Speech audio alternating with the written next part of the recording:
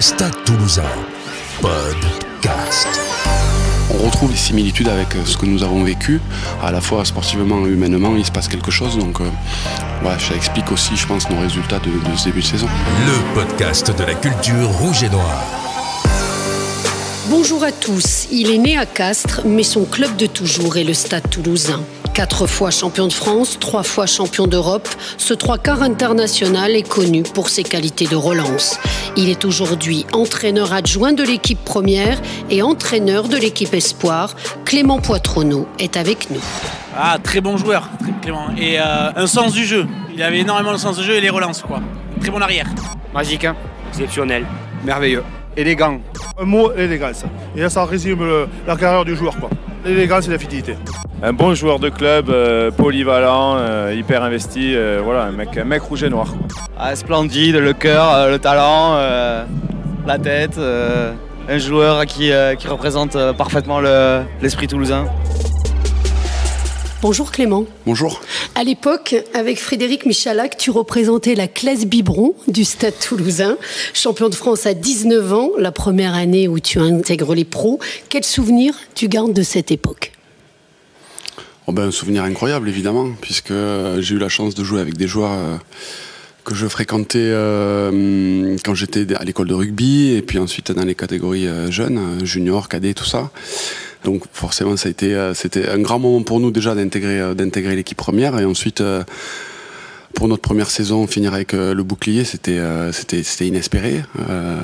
Mais à l'époque, on s'en rendait pas trop compte puisqu'on était dans l'insouciance et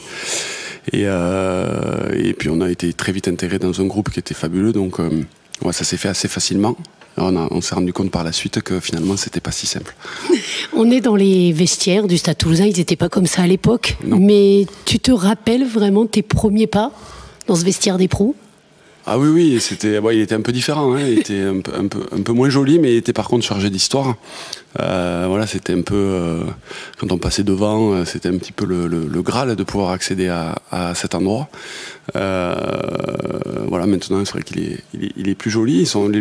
La nouvelle génération est en train de se construire sa propre histoire à l'intérieur de ce vestiaire, ses propres souvenirs, mais c'est vrai que quand ils l'ont changé, on a eu un petit pincement au cœur, puisque c'était beaucoup de souvenirs qui s'envolaient en même temps que les placards, mais il ne faut pas vivre dans le passé, et maintenant c'est à nos jeunes qui débutent de se créer des choses à l'intérieur de ce vestiaire. Apparemment, avec Frédéric Michalak, oui. Vous étiez l'épître quand même de cette équipe.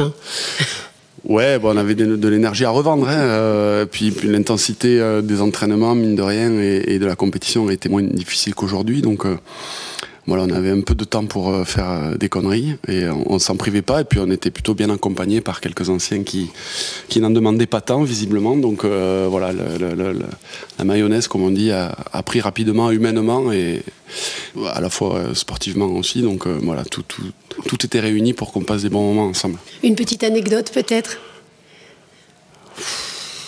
On aimait bien se déguiser, donc une fois on est arrivé avec des pistolets à billes et habillés comme des militaires, et on a arrosé allègrement l'ensemble de l'équipe avec nos pistolets à billes, ce qui nous a valu des représailles un peu compliquées. Mais on avait passé un bon moment à se courir après dans tout le stade, donc c'était une séance de physique improvisée, mais on avait bien rigolé. En tout cas, vous étiez le symbole d'une nouvelle génération. Comment s'était passée la transmission ? Est-ce qu'il y a plus particulièrement des joueurs à cette époque dans cette équipe qui t'ont marqué, qui ont justement facilité l'intégration ? Ouais, il y a des joueurs qui étaient un peu déjà des joueurs confirmés de l'équipe première, mais qui restaient relativement jeunes, hein. Je pense à Xavier Garbajosa notamment. Il y avait Yann Delegue, Cédric Desbrosses, des garçons qui nous ont permis d'assurer cette transition entre l'ancienne génération des années 90 qui avait tout gagné et qui finissaient leur carrière, et puis nous qui débarquions.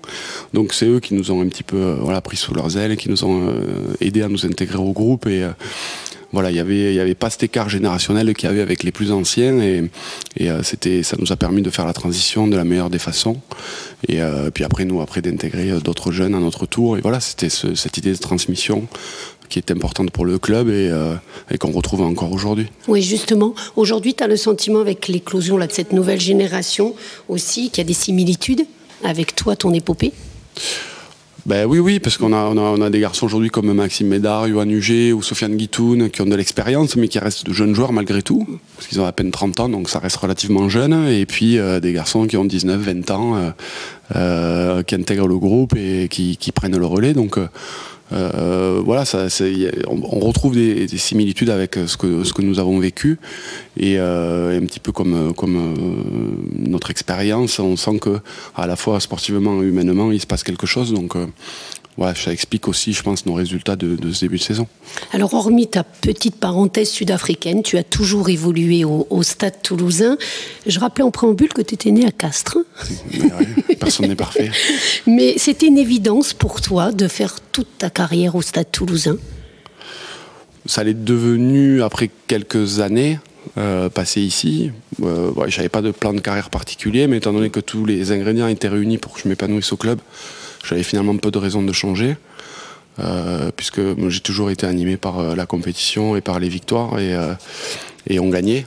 Donc pour moi c'était l'idéal. Et puis voilà, on était une génération de joueurs, on avait envie de rester ensemble, on avait envie d'évoluer ensemble dans le même club, parce qu'on était au fil du temps devenus plus que des coéquipiers, des amis.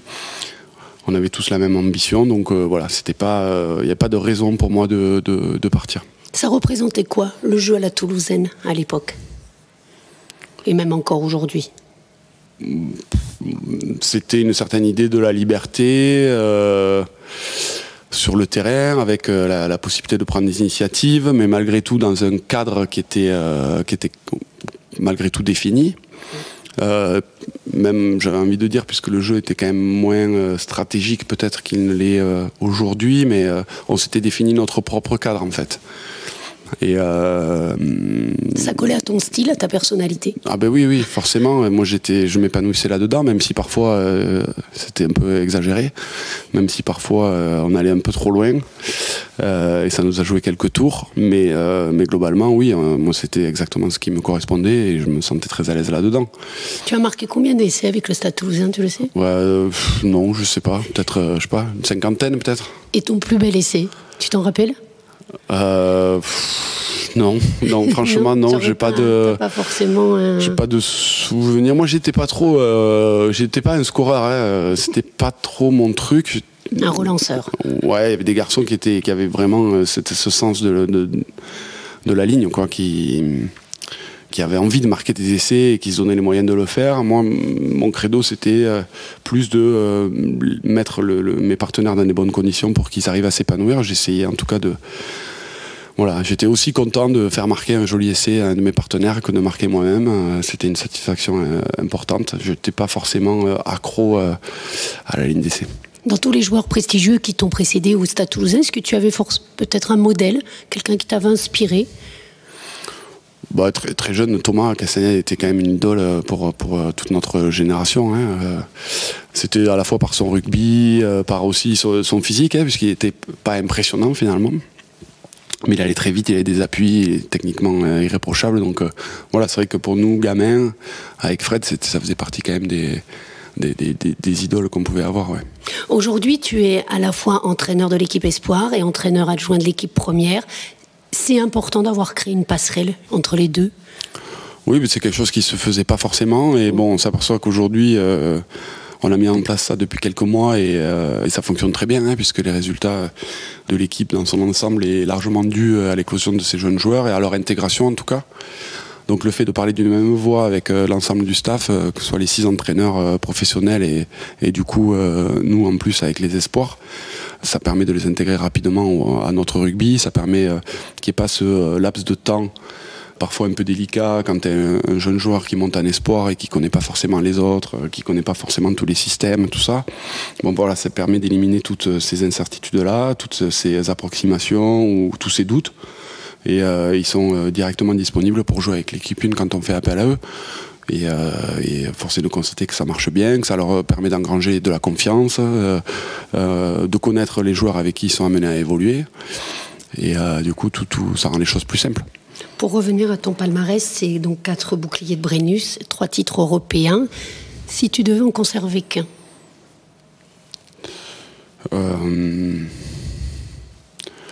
Le premier, forcément, c'est toujours le premier titre champion de France a une saveur forcément particulière. Et le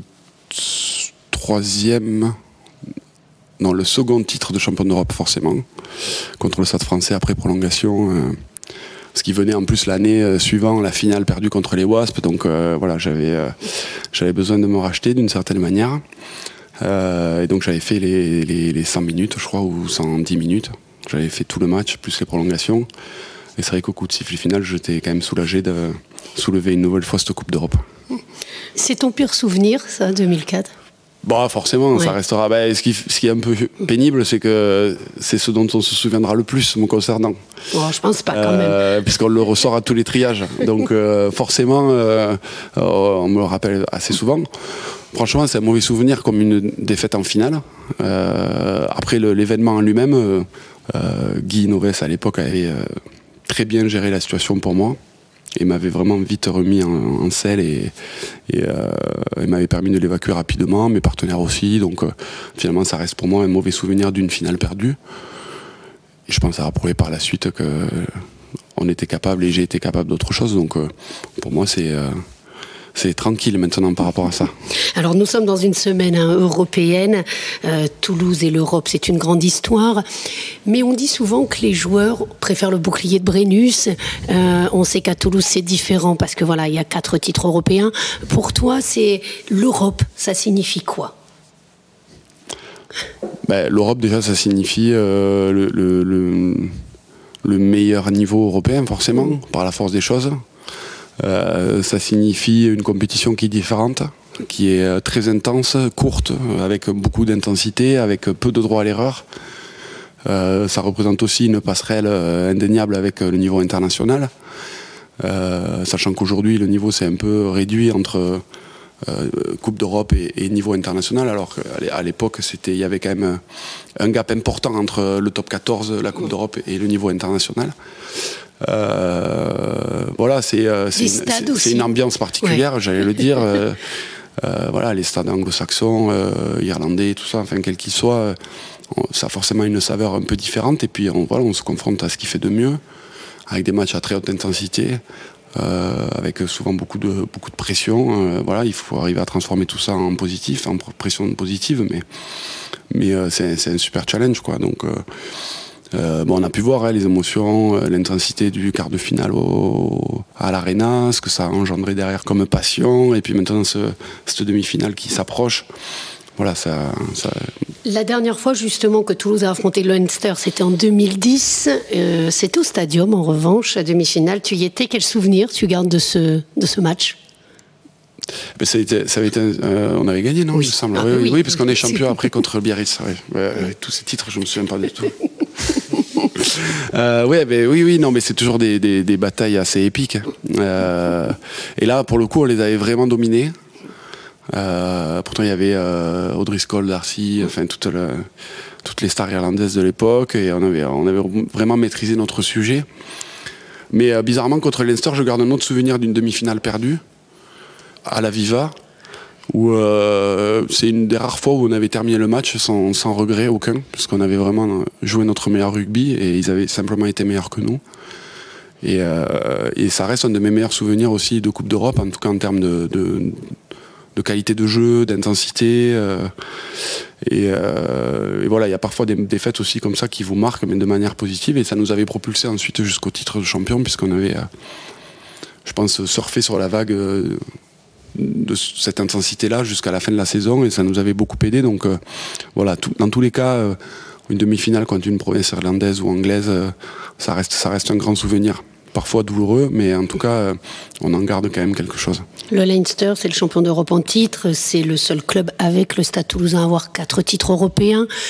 Ce sera forcément différent, là, la demi-finale, puisqu'elle se joue là-bas, à la Viva Stadium. Toulouse sera outsider. Oui, évidemment. On a connu un coup de mou il y a 2-3 ans. Eux n'en ont pas connu. Ils sont toujours présents à ce niveau de compétition, avec aussi des dispositions différentes des nôtres, puisqu'ils ont un championnat qui délaisse un petit peu pour se préparer pour les échéances internationales et pour la Coupe d'Europe. Donc forcément une fraîcheur physique qui est un peu différente. Ils ont voilà, une grande majorité des joueurs qui jouent pour l'équipe d'Irlande, donc des automatismes aussi qui sont différents. Ça reste un monument du rugby européen, ça reste une équipe qui est dominante quasiment en permanence.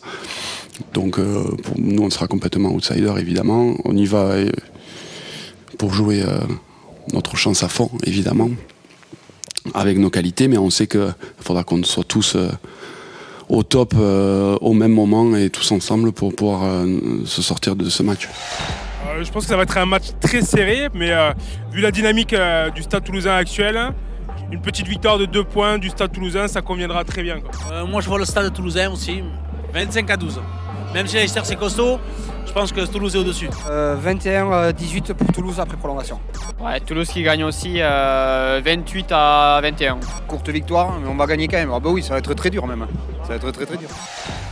Alors, en match de poule, Toulouse s'était incliné au Leinster et avait battu le Leinster ici même à Ernest Vallon. On l'a entendu, les supporters sont optimistes.